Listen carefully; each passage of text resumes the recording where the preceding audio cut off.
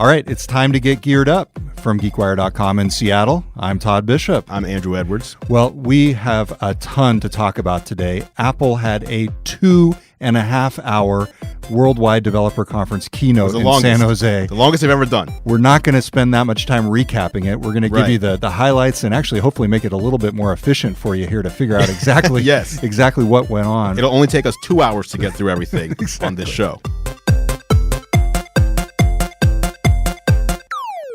So Apple, I think, should probably take some cues from Microsoft, which spreads out its developer conference keynotes over a couple days. Right. Why not do that? They had definitely 2 days of material here. I think it's just the fact that they want to get everything out in one day, and then they can just concentrate on the rest of the developer conference, which is actually a place where 5,000 developers congregate to start learning stuff. So I think they just want to get everything out of the way and not have to do a production 2 days in a row is my guess. All right. So before we jump in, don't forget, subscribe to Geared Up at youtube.com/gearlive to see the live stream from Andrew. Also, you can go to geekwire.com/gearedup to subscribe on iTunes, SoundCloud, Stitcher, wherever you get your audio programs. We're all over the place. Absolutely. All right, let's jump right in. Okay. This is the HomePod. There it is. We are showing it on the screen behind us for people who aren't seeing it on the radio show or podcast. It's about 7 inches tall. And how would you describe the design aesthetic of this? It looks similar to the Mac Pro, the previous edition of the Mac Pro, kind of. It's that cylindrical shape, but it has this weird mesh on the outside that looks like, like a cat's going to try to ruin it. It's going to use it as a scratching post. And then at the top, there's an LED, which gives you the whole Siri, interface, if you will. So Apple is describing this as a, quote, breakthrough wireless speaker for the home that delivers amazing audio quality and uses spatial awareness to sense its location in a room and automatically adjust the audio. Right, that's cool. This is really Apple's answer to the Echo. I mean, how else can you look at this, Andrew? Is this Apple taking it forward, or is this Apple look at it another way? Okay, let's hear it. It's not Apple's answer to the Echo. Here's the problem. It's the Echo to the Echo. Come on. The Echo and the Google Home are smart speakers with terrible audio. That's what they both are. They both are terrible with audio. See, I have an Amazon Echo. I think it's perfectly fine. Now, if you're talking about the Echo Dot, the $50 version. Even worse. Okay, yeah, it's worse. It's not as good. Right. That's how I would say it. Well, here's the thing. We have wireless and Wi-Fi speakers that with really great sound that are not smart. You can call them dumb, for lack of a better term. Yeah. Like a Sonos. Sonos is one of my top 3 favorite gadget products in the world, but you can't control them with your voice. They're not smart. You can stream to them. And then you have the smart speakers that are smart but don't have the sound that Sonos has. They can play music and they have these little speakers built in, but they're not what you consider to be a great music experience. It just has speakers in there that allow you to play music. What Apple's doing with the HomePod is like a combination of both. It's a great speaker, but it's smart. And so it's their answer to Sonos, and it's their answer to things like the Google Home and the Amazon Echo. And you can use them in pairs. You can pair them up in tandem. So one is the left speaker, one is the right speaker. You can put them all over your house and control multi-room audio from HomeKit. So these are things you can't do with those other smart speakers. Okay, that's a good point. Now, in terms of price, though, you're talking $349 for one of these. An Amazon Echo, the basic Amazon Echo, costs $180. Yeah. So maybe it's different markets. Maybe this appeals to different types of people. But you're saying that essentially it's a crossover device. It both competes with the Echo and with the Sonos. Yeah, and also, this is much more powerful, not just from the speaker perspective. It has 7 tweeters in there. It has a subwoofer in there. It does its own auto calibration. Even the Sonos can't do that. With Sonos, you have to use your smartphone to calibrate the room. The HomePod just does it for you. It has an A8 processor. So that's the processor from the iPhone 6. So it's powerful. That means it's doing a lot of the computation and everything on the device itself. It's not just like the Echo where it's like it sends your query over to Amazon and then it's just like a verbal internet gateway. And then it also has what Apple calls the musicologist built in. Which is Siri. Siri, your musicologist. Okay. No one else has a musicologist built in. All right. So all of this stuff sounds marginally better to me. It sounds like, yes, this is something that the audiophile out there would definitely love. Right. But that's who it's for. It's for the audiophile. Okay. All right. But for the average, for the typical person who listens to one speaker and another and says, good enough. Yeah. Why on earth would anybody buy the HomePod over the Echo? I would say for HomeKit. Okay, so HomeKit is Apple's ability to control different devices. Yes. Amazon has like how many hundreds of skills now? Right, that but you the can thing do. is, Amazon can't control any HomeKit devices. Are we getting into like a little fanboy dispute No, going on here? I'm Is that just what's telling the happening? truth. Here's the truth. So Apple is now working with builders and developers of Yes. homes to when you buy a new home, like new construction, HomeKit is all built into everything. Yeah. So, if you want something that can control that. Now, the other thing is, if you're doing HomeKit, you probably have an iPhone already, and you can do all this from your iPhone. You can just talk right into your iPhone. So, that's the other thing to remember. You don't need this. But if you want the convenience and if you want a really good speaker, which the others aren't, if you want a really good speaker for your music and you're an Apple Music subscriber, you can't get Apple Music from Google Home. You can't get Apple Music from the Echo. This is the only way to get Apple Music in one of those speakers, and it'll sound really good. Is there any indication that Siri is going to be better than she is on my phone in this device? I think that story is going to be told in September. When they announce the next iPhone, I believe we're going to see a lot of advancements to Siri. They did talk about a little bit of it today, but there was so much they had to get in today that it almost felt like they were just like rushing. And whenever they handed off the stage, like they were like running. They were all running. So there was a lot to talk about. We did see a couple of Siri improvements today, but I think we're going to see even more in September, and I think that's why this device isn't shipping until the fall. Okay, and it's going to be available starting in December in Australia, the UK, and the US. So at that point, Right. we're going to have the new iPhone out to look at. That's right. You're buying one of these? One of the wait, which The one? HomePod. The HomePod? No, He's not absolutely buying it. No, He's not buying it, guys. $349. That is way too expensive. Oh man. I've got a very nice, 5-year-old Bose sound dock in my house that I use with a basically maybe a 2012 era iPod Touch. It's perfectly fine, Andrew. Why do you need something this nice and this expensive? This is Why like do you for need the something elite. this nice? This is just way too much. I'm sorry. I thought we were part of the tech elite. That's what I thought. Hey, when the conference started today, Tim Cook came out and he said he had a big Apple TV announcement too. Right. Which also tied Right. into Amazon. Right. So they had 6 things they wanted to talk about today, and they started off with tvOS. And, for each operating system, they give us a huge, they tell us all about the new features. So the big major features of the new Apple TV this fall is that there's going to be an Amazon app. And that was it.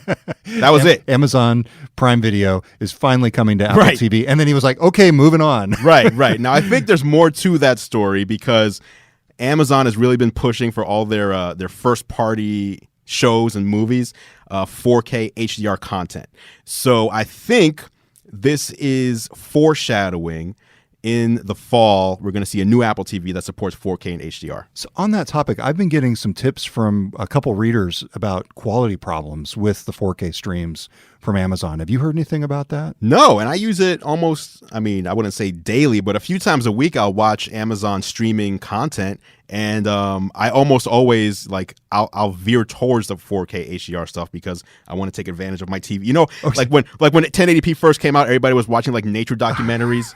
like it's kind of like that. I want to take advantage of it. So it works fine. It's funny how different we are on this stuff because I'll go into Amazon and I'll make a point of diving down deep into the UI so I can get the $199 download instead of the $299 download. I'm talking about Prime Video. It's free. Okay, Prime Video is true, but Yes. if you're buying one-offs, I'll stay away from the You don't HD. want the HD? No, I'll get the SD. My God. Good enough, man. It's good You're enough. renting content on a high-definition TV, and you want to get the SD version? Yeah, did I say I had a high-definition TV? No, you did not. How much? You did not. I can't remember if That's it is. true. It's a 36 He doesn't incher. even know. This is great. All right. So my other theory on this announcement of Prime Video on Apple TV is that Apple was basically throwing Amazon a bone at the beginning of the presentation, saying, okay, hey, we're going to highlight your content here. But at the end of the presentation, trying to cut them off at the knees with the Echo competitor. That's my theory. I don't know. That's sort of that's my read of the corporate co-opetition and rivalry. I don't agree. Just because the Echo is so to me, if you want an Echo, you're going Echo Dot. $50. True. There's no comparison. Yeah, I got one of those for my mom, by the way, for Mother's Day. An What Echo does she Dot. think? She won't set it up until I get home. She wants. I'm the heading easiest home over thing. the 4th of July holiday. Okay. And she wants to wait until I'm there. Right. So, but Right. which I think is probably smart. I'd much rather do that. Sure, than try and sure. do it over the phone. That makes sense. Phone tech support is not one of my favorite things. Right, right. I got you. All right, so that is just a small snippet of what Apple talked about at the Worldwide Developer Conference today. We are going to be talking about much more on this episode of Geared Up. We're going to take a quick break, and we'll be right back.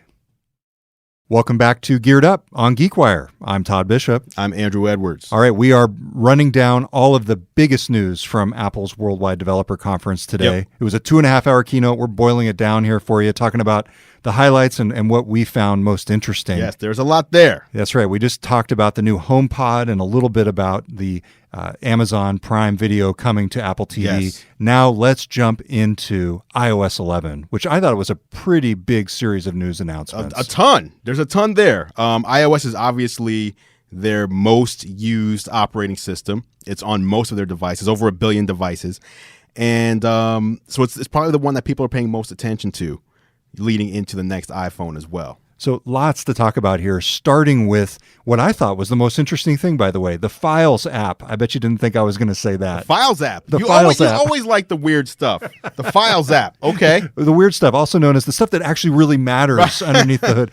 The Files app is going to make it so you can use your iPad almost like you use a computer. Right. And that's why I think it's interesting. It essentially creates a view of your files. You can drag and drop files among different apps. Right. I know folders. Right. Create folders, do all sorts of different things, just like you would do with a computer. To me, this is interesting, and the most interesting announcement out of this iOS 11 set of announcements, because it is a very practical thing that people in the short term are going to be able to do to change how they use their device. Yeah. It's going to make it much more like a computer, and it's going to make the iPad Pro much more of an actual potential replacement to a Mac or a PC. Sure, but I think there was a lot more. No, I don't have a problem with that Files app. I think it's a good idea, but I don't think it's the best thing that they showed about iOS 11. Maybe not the best, but it's the most interesting and practical and short-term.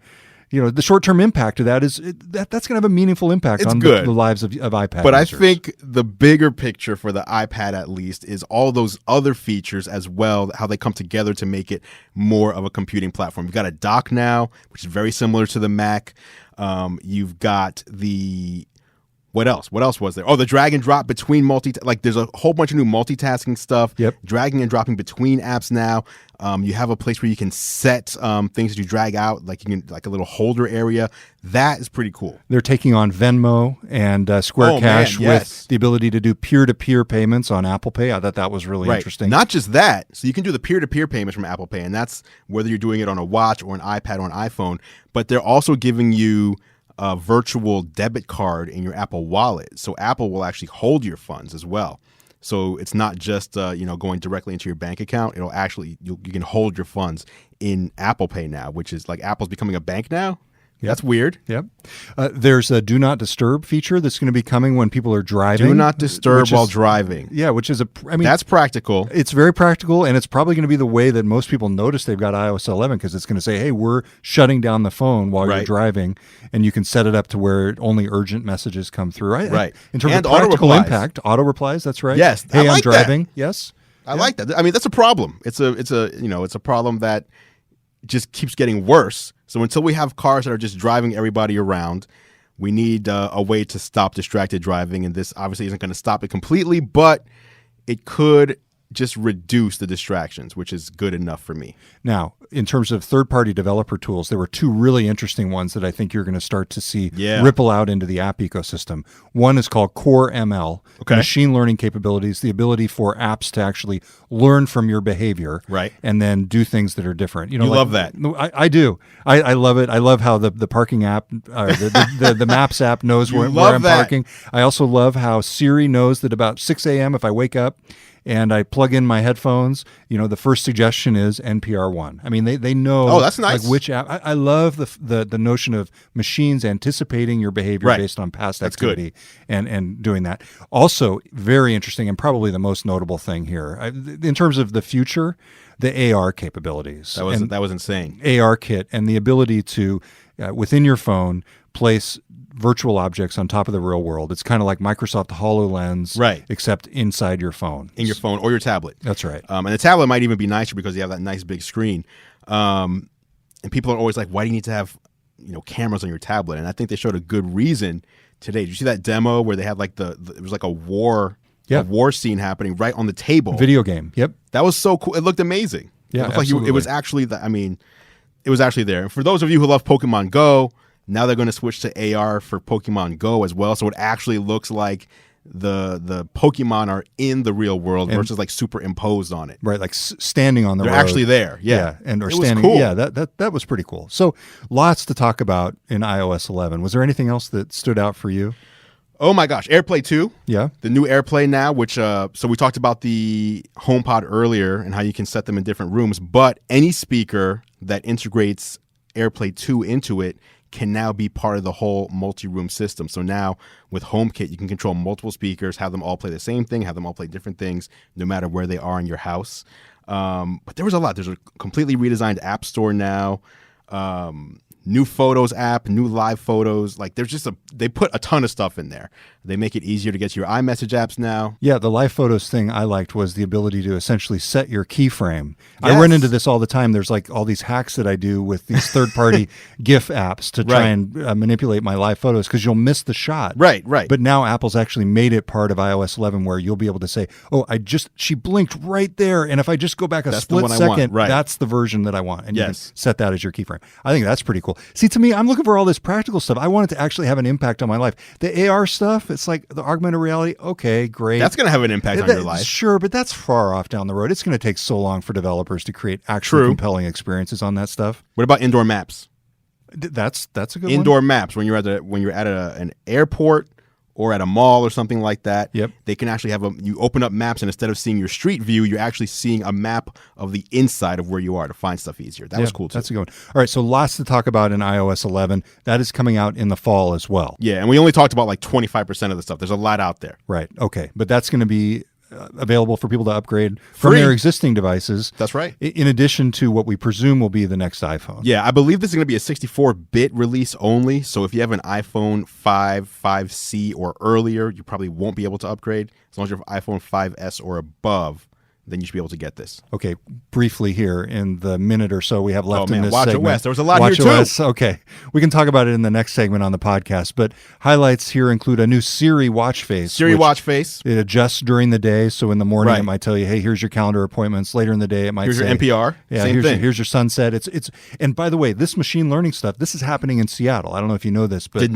got an engineering center here in downtown Seattle where a lot of the machine learning stuff is happening. So that's cool. Little local angle there on some of this stuff. Yeah, that's great. Other things with the Apple Watch. They have enhanced swim tracking now. They have high intensity interval training now. You can start and stop workouts. You can change the workout you're doing, which you couldn't do before. More music on your wrist. It'll now anticipate the music that you want, and it'll just automatically put it on your watch. So if you leave your phone and you go for a run and you have your AirPods, you will have music there. The curated Apple Music playlist, they make curated playlists for everybody twice a week. Those will be automatically on your watch as well. So person-to-person payments coming to the watch as well.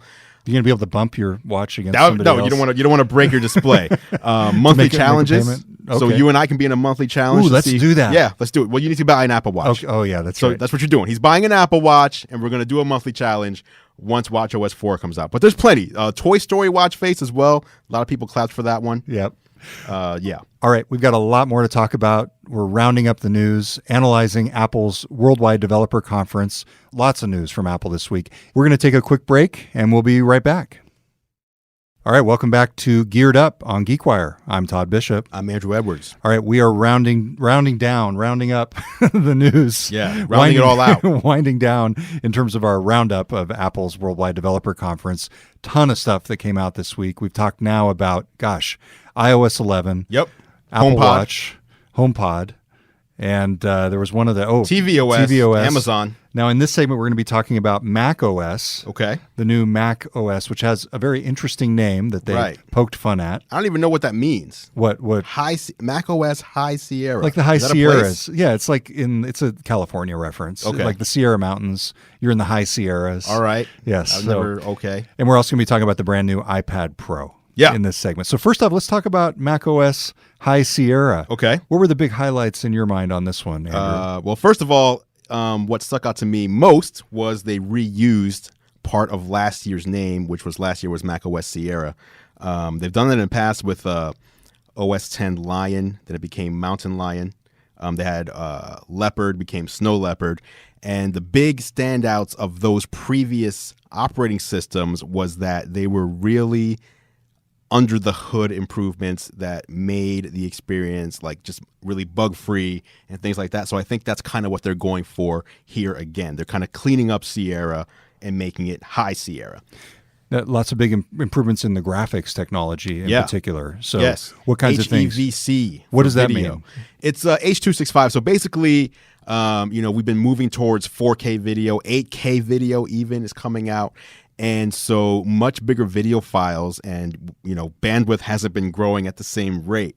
And so when you move up to HEVC, you basically get about 25% more compression for these video files. So they'll look the same, but they'll just be a lot smaller. And that's going to be a big deal. Apple File System. So basically they're changing the file system. Most people don't realize how big a deal that is, but they're basically changing the architecture. Are you getting excited about some nitty-gritty under the hood technology here, Andrew? Apple demonstrated file copying today. And, it sounds ridiculous, but when you see the results, so they took a bunch of videos, I think it was 10 videos, and they duplicated these videos on their workstation, whatever it was, the iMac. And on the current macOS Sierra, it took maybe 15 seconds, 12 seconds to do that operation. And on High Sierra, it took less than 1 second. It was immediate. So you start to see the benefits of, switching to a new, modern day file system. Now, on the topic of the graphics, one of the things that they're going to be doing with that is rolling out support for virtual reality. Right, finally. Yeah, that's right. So I don't know how many people are aware of this, but things like Oculus and the Vive from HTC. They don't work. They don't work on Mac. They've been, so far, exclusively the domain, essentially, of Windows PCs. Correct. And possibly Linux. I'm sure some people could probably hack Linux. Maybe to make Linux, it work. yeah. But in terms of mainstream OS operating systems that people use every day. It's been Windows, yeah. Yeah, it'd be Windows. Boy, I'm going to get really killed for that comment, by the way. Linux is mainstream, all right? Let me just state it for the record. To who? No, but for real. If you go onto the Apple website right now and you go to the High Sierra preview page, you will see the HTC Vive sitting there next to an iMac. And that's a big deal because a lot of people who use Macs as their primary systems, if they wanted to get into VR, they had to go out and buy a separate, very expensive PC. Now you can just buy, well, not now, but when it comes out, you can buy the HTC Vive and start using VR right with your Mac. And in relation to that, Valve, which partners with HTC on the Vive and the Steam VR platform, they're going to be optimizing the Steam VR platform for the Mac OS. There you go. And basically making all this stuff work. So also Unity and Epic are bringing their development tools to Mac OS. So very interesting. And again, though, going back to the beginning, Apple's a bit of a follower here. They're following Amazon with the HomePod. Isn't this Apple? Apple's never first. They're very rarely ever first. What Apple does is they wait and they try to come out with something that's better. Or more seamless. I would also contend that Apple at its best reinvents the category. Right. They don't just come out with something that's incrementally better. I don't know that any of these announcements that we're talking about today are an actual reinvention of the category. Maybe HomePod, if you take your argument that it's sort of taking the best of the high-end speakers and the virtual assistant speakers and putting them together. But I don't know. I don't see an iPhone in here. You know what I mean? I don't see something as generational or as groundbreaking as a new iPhone. Yeah, and on that though, I don't know that Apple or any other company will ever have another iPhone. The iPhone is the best-selling consumer electronic device in the history of the world of consumer electronics, and that's a pretty big deal. I don't know if we'll ever see that again. That was such a huge, amazing shift. Everything else that they've been releasing relies on the iPhone. So, for example, the Apple Watch will never surpass the iPhone because you need the iPhone to use the Apple Watch. And I don't think there'll ever be another big thing like that. But that said, and I don't think the HomePod's going to be a big deal either. I think they're going to tuck it into their, the Apple Watch and their other bets. It won't category. be its own category. Yeah, it's just another thing that they want to put out there to, kind of tie you into their ecosystem. So let's talk about this thing that's right here behind the screen for this. This is the iMac Pro. Yes, this is a first of its kind device, right? Have they had an iMac Pro? They have before? never had an iMac Pro. They've had the Mac Pro, right? which has been, the last time they released one was in 2013. So people have really been waiting. So that's a standalone cylindrical device, right? Which they are now redesigning. And now this is an all-in-one. This is an all-in-one. The iMac Pro. And this iMac Pro, this looks like a beast. It starts at $5,000, which a lot of people I saw complaining, $5,000. Like, this isn't meant for the general consumer. Like, this is an actual pro device. They released new iMacs today for just the average consumer. Brand new iMacs. They haven't released one since 2015. New MacBook refresh. New MacBook Pro and MacBook refreshes. But this is not coming out until December. And this is like a whole nother thing. This runs Intel Xeon processors, which are server grade processors. The only time they've ever used those processors in the past was in the Mac Pro. So they're really trying to make an iMac Pro that's a real pro machine. It's going to go up to 18 cores, which is absurd. 128 gigabytes it'll support, which is absurd. It'll have 4 Thunderbolt 3 ports and 4 Thunderbolt 3 ports and 4 USB 3 ports. So 8 USB in total. It's going to be crazy. Up to 4.5 gigahertz in speed. I don't know. Like, what are you going to do with this? So if you're developing in VR, if you're doing 360 video, if you're a video editor, like, there's a lot of, high performance people that need these, much stronger computers. And this is not for someone who just wants to check their email and play some the people complaining about the price. Basically, the people who are going to buy this are the people who aren't complaining about the price. Right. There's people that see this $5,000 for this. I need to get that. Those are the people who this is for. If you're complaining about the price, look at the regular iMac, because that's probably for you. All right. Last announcement that we're going to cover, the new iPad Pro. New iPad Pro, yes. 10.5 inch. 10.5 inches. Well, they updated both of them. So the 10.5 and the 12.9. They're both new. Display. The 10.5 has not existed before. Right. That's a replacement for the 9.7. Yes. So but then they updated the 12.9 as well. Yes. So who cares? It's a new iPad Pro. Who cares? This is a 6-core CPU. It's the A10X processor, 6-core CPU, 12-core GPU, 120 hertz refresh rate, which is actually a big deal. When you're scrolling, it's going to actually feel smooth and nice. Like, this is probably the best display, and that's taking into account iPhone and taking into account all the Mac computers. It's probably the best display Apple makes. It's a true tone display still, 600 nits of brightness, which is crazy, P3 color space, and HDR. So it's going to be beautiful. So they've got a new Apple Pencil, if I understand correctly. No, same Apple Pencil. Same Apple Pencil, but it works better with this new iPad right. Pro. Now so the latency is 20 milliseconds. 20 milliseconds. Do you know what the Surface Pro Yes, Pencil I do. is? What is it? Yes, I do. 2 weeks ago, they announced a new Surface. Yes. And they announced that it was the fastest digital pen ever at 21. And so now Apple comes out with Apple the beat them. Apple beat them. Take that, Panos. With one millisecond. 1 millisecond. That's Apple. See, they just take what's already out there and they make it better. So wait, when are these new iPads going to be available? New iPads are shipping now, so you can order one now, and they're shipping basically next week. All the Macs are shipping as of today. Yeah. Well, I got to tell you, Andrew, I got to go because I need to head over to the Apple Store. I'm in the market for a brand spanking new MacBook Pro 2016 variety because I'm assuming that the price on those has dropped. Am I right? But you're going for the new ones with the Thunderbolt. I am going to go. I'm going USB-C. You're about Thunderbolt. to go dongle life. I'm going to go dongle life. I'm going to go for it. Hashtag dongle life. All right. We'll see. Next week I'll report back on. Good. How it's yeah, going. I want to know. And I'll report on the prices too, because really that's the most important thing. Am I going to be able to get it on the cheap? I think so. Yeah. I don't see why not. Yeah, they announced the new MacBooks, and so they cut the price of the existing ones to clear the inventory. That's they're also cutting the price of the Touch Bar models. If you really want to, go crazy, it seems like fancy jewelry that I just don't need. The Touch Bar. That's true. I never see you wearing fancy jewelry. Yeah, exactly. So, true. That's true. Okay. All right. Thanks for listening, everybody. Until next time, I'm Todd Bishop. I'm Andrew Edwards. You are listening to Geared Up.